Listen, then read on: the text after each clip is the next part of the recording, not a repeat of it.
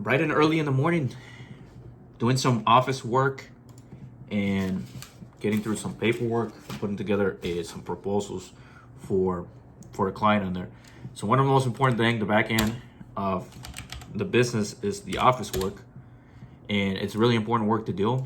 And sometimes, because I'm out in the field a lot, I have to manage and make time for this type of work as well, which is very important.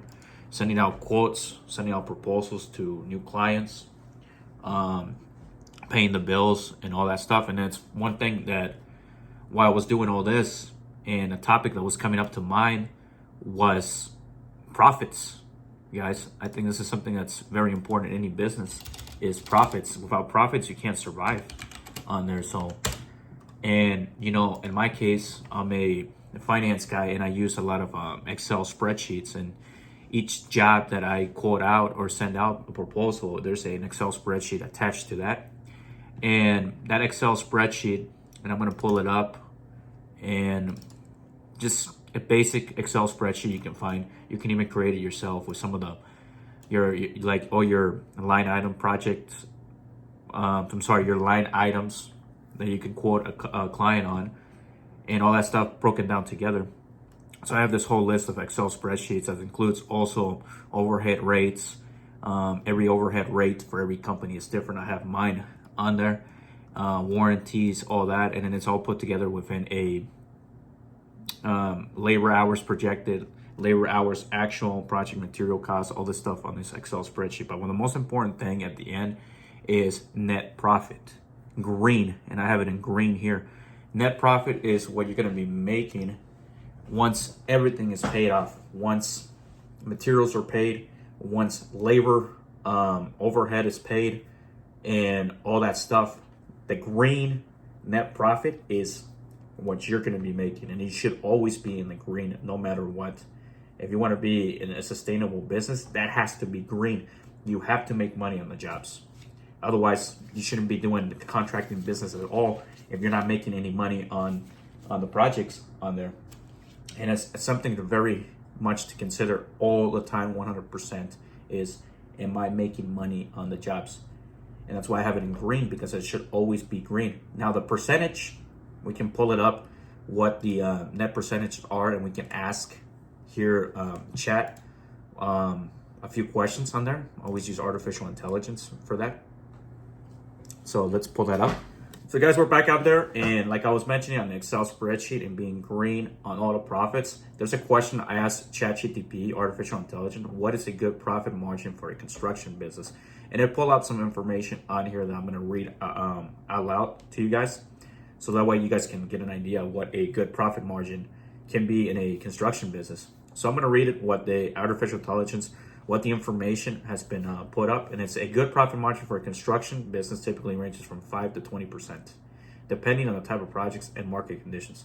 So residential construction, which is the industry I'm in, mostly residential construction, good profit margin should be anywhere from 10 to 15%.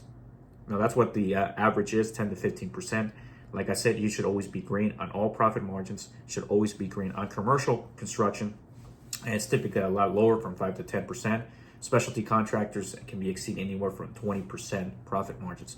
So in your head, in my situation, or most of us are residential construction contractors, we should be looking at always about 10 to 15% minimum per job of profit margins. If you're not making that, you're not making anything at all.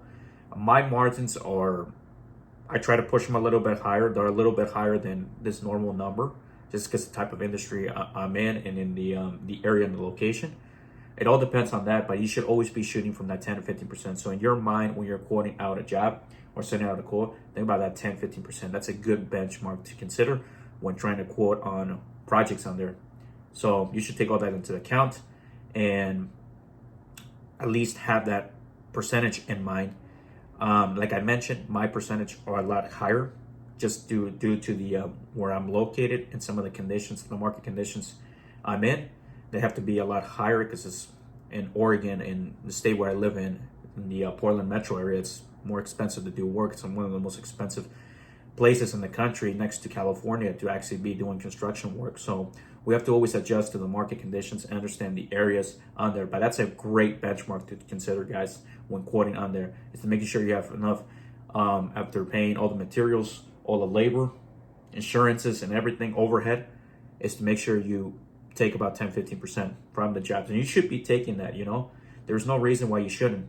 And, I've seen a lot of these bids, or a lot of these clients will tell me when they receive bids from other construction companies that are very low with negative margins, really, on that case.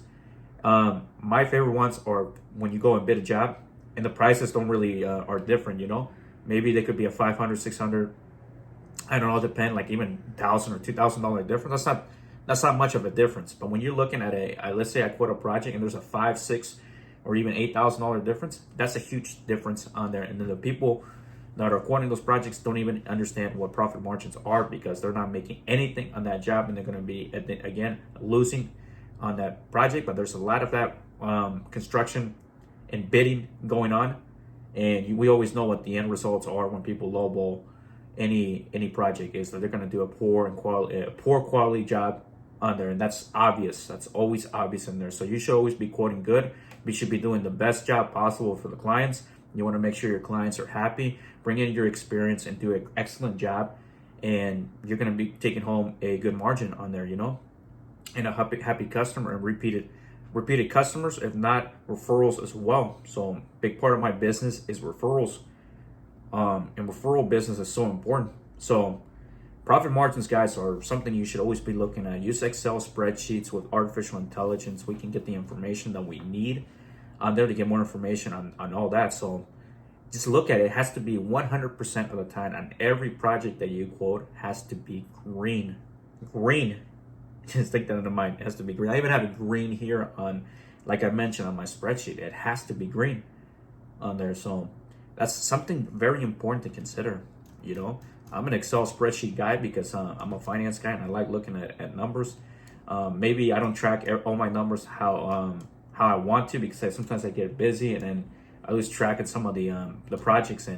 But for sure, I'm always, regardless of what happens in that case, I'm always in green. Regardless, every project is green. Every project has profit in it, and I could not be operating if the projects that I do not have any profit in it. So if you're in the green, at least you're doing good, and you should always be maintaining those margins to be able to grow the business. And that's something I really wanted to talk to about, is the profit is the lifeblood of in a business. And then another thing that can go along with profit is overhead expense.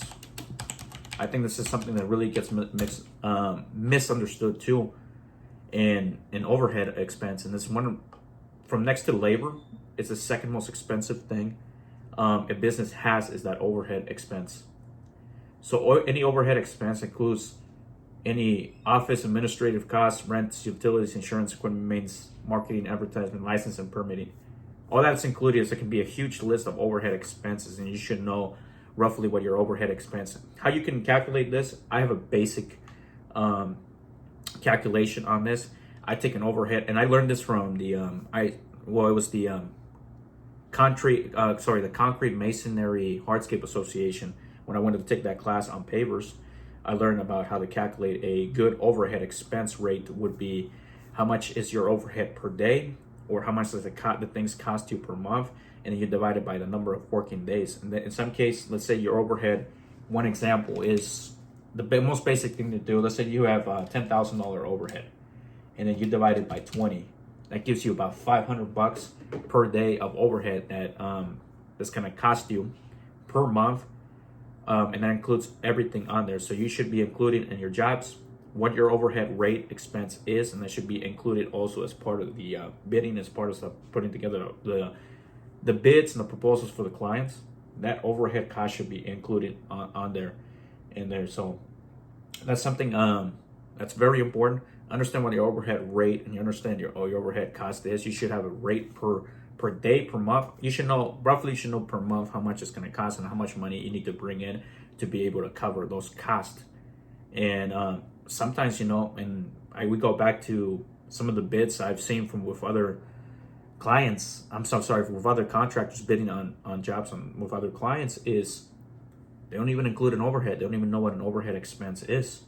And in my world, I try to manage those expenses as the best I can. I mean, the world is not perfect. If everything was so perfect and running how it was supposed to be and be extremely easy, then everybody would be doing it. This is not easy, and I make mistakes as well, and I'm fixing my mistakes as the years go by.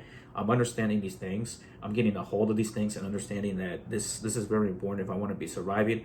And I'm planning to be long term in the business. So for me to understand these things, it's better to tackle on these things on there and understand this if I wanted to survive in the business world, in the contracting world. You got to understand these principles, and you got to study, you got to take notes, and you got to understand your things. You got to take the time to actually break this down on there and understand all these type of things. Like I was talking about in a few years ago about the inflation cost. I was talking about inflation on there, and then that's another very important thing to know, but study what the inflation and how those factors play go into play into an economy. Taxes, inflation, all those things are important to also understand. It's all in education. You have to have the education, and you have to have the time to actually, I got my notes on here where I'm looking up information and studying information on there. And I don't have a lot of time on there, but you should always be making time, in the morning and everything to get a hold of these things, but again, all the stuff you can use the AI, the ChatGPT, which I use quite a bit now, and that pulls up all the information I need on there. So I just wanted to talk about that topic and keep this video about within the 10 minutes on there. I try to keep every video, when I try to explain a topic on there, keep it within the 10 minutes on there. And I hope you enjoyed this video about profit and some of the expenses and some of the behind the scenes stuff that it takes to run a construction business. And I'm not discouraging anybody to not start. I'm always in the channel, and anybody who's seen the videos, I always encourage people to get into this business. The more people we can have into this business, the better we can help each other on there. With the use of YouTube and the platforms, we can express and our opinions and how we see things through video content creation.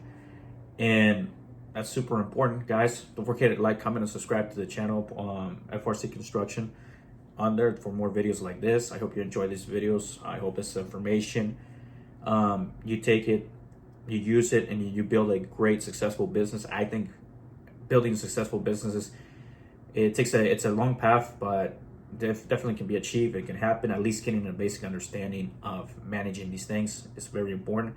And this video, I explained a little bit on that, and I hope it helps you out. I hope it helps everybody out who watches this, and you keep watching some of the videos I have on there, some of the content that's really good.